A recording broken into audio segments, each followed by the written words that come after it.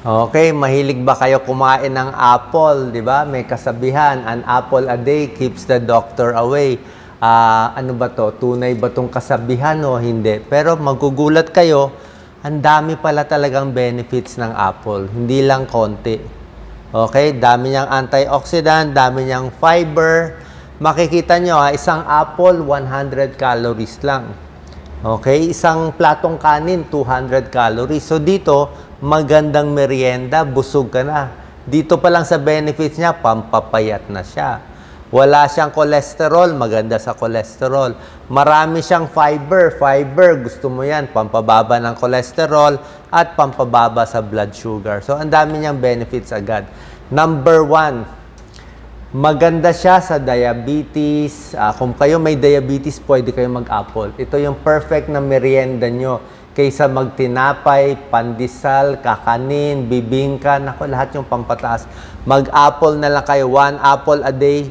Maganda para sa blood sugar. Gaganda ang diabetes nyo. Tingnan nyo. Tsaka ang maganda sa apple, ang lalaki ng pag-aaral. Ayan o. 38,000 people pinag-aralan yung kumain ng 1 apple a day. 28% mas hindi nagkaroon ng diabetes. So, nakaka-prevent siya ng diabetes. Bakit?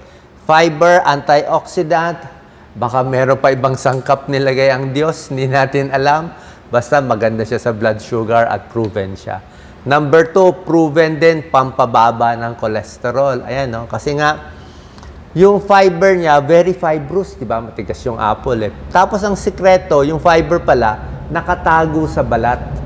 May fiber naman doon sa laman, pero yung balat, yung pectin na, nandun yung pectin eh, tinatanggal natin yung balat. Siguro, minsan matigas yung balat. At least siguro kalahati o konti nung balat kainin. Nandun kasi yung fiber, nandun din yung antioxidant.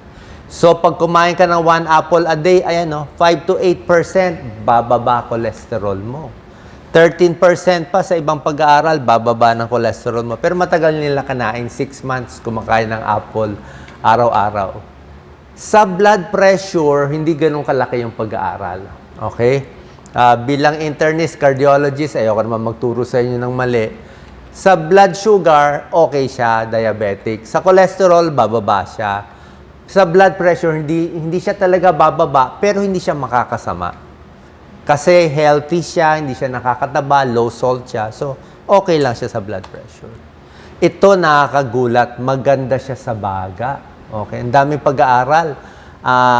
Maganda sa baga, less inflammation. Ito, 1,600. Less hika.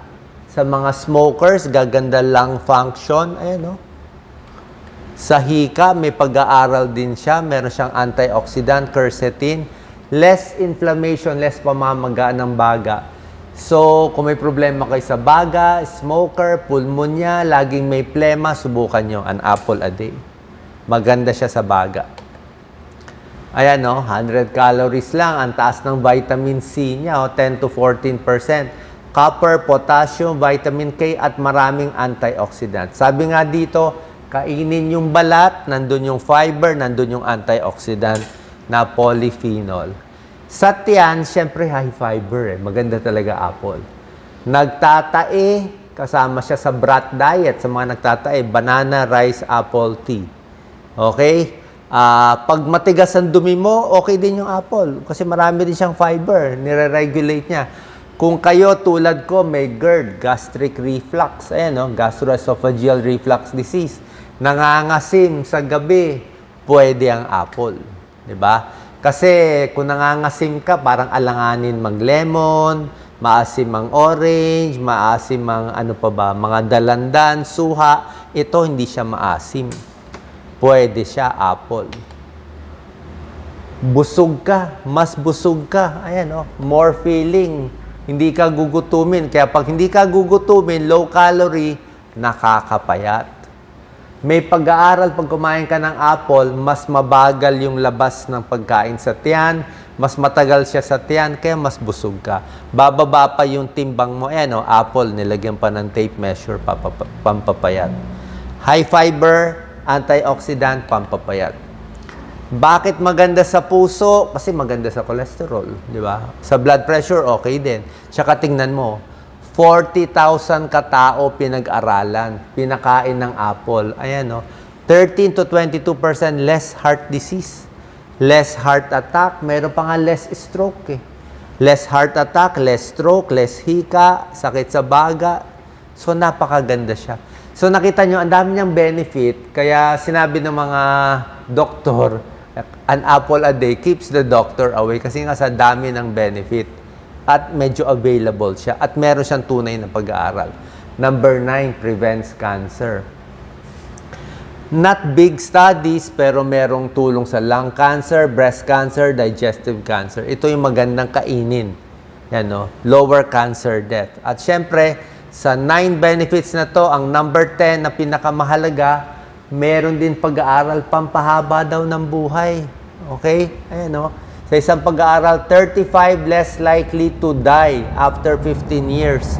So, nagtataka sila, bakit yung mga kumakain ng an apple a day, mas mahaba ang buhay. Pwede dahil sa apple, pwede dahil siguro mahilig sa apple, mas healthy sila kumain. Hindi puro ice cream, puro fast food ang kinakain. Ito ang merienda nila.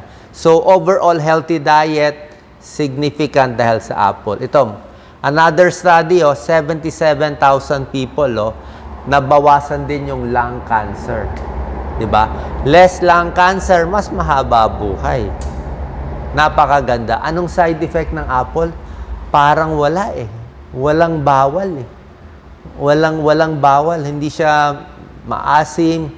Tsaka maganda sa apple, hindi katulad ng mga ibang nakakataba, mangga, nakakataba, pinya, pakwan, matatamis lahat yan eh. Ubas.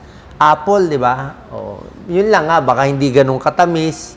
Kaya nga maganda, hindi ganun katamis, high fiber, busog ka pa. Possible pa na maganda sa balat. Healthy at affordable ang apple. Ang daming benefits niya. At hindi lang itong mga vitamins. Basically, yung antioxidant, tsaka yung mga proven studies na nakakatulong yung apple.